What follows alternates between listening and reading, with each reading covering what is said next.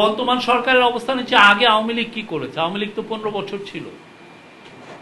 আওয়ামী লীগ 15 বছর ছিল না, তখন এই কোশ্চেনটা ওদেরকেও করতেন। এ বিষয়ে তো আওয়ামী লীগই তো অ্যাকশন নিয়েছিল, নেয়নি? 2012 সালে তো ওদের আওয়ামী লীগের জামাত ইসলামের বিরুদ্ধে অ্যাকশন নেয়নি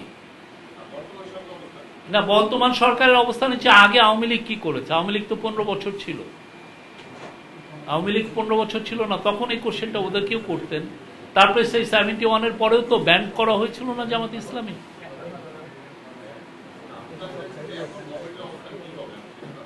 গভর্নমেন্টের অবস্থান আপনি তো দেখেছেন, আমরা আওয়ামী লীগের বিষয়ে সুস্পষ্ট দিয়েছি।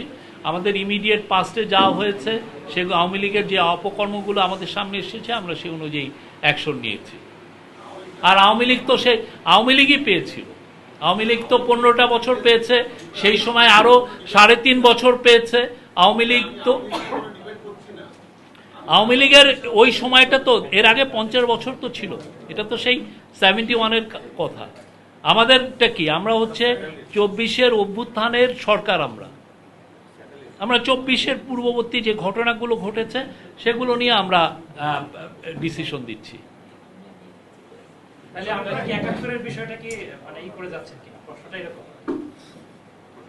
71 আমরা ধারণ করি, আমরা 71 নিয়ে আমরা অনেক স্টেটমেন্ট দিয়েছি।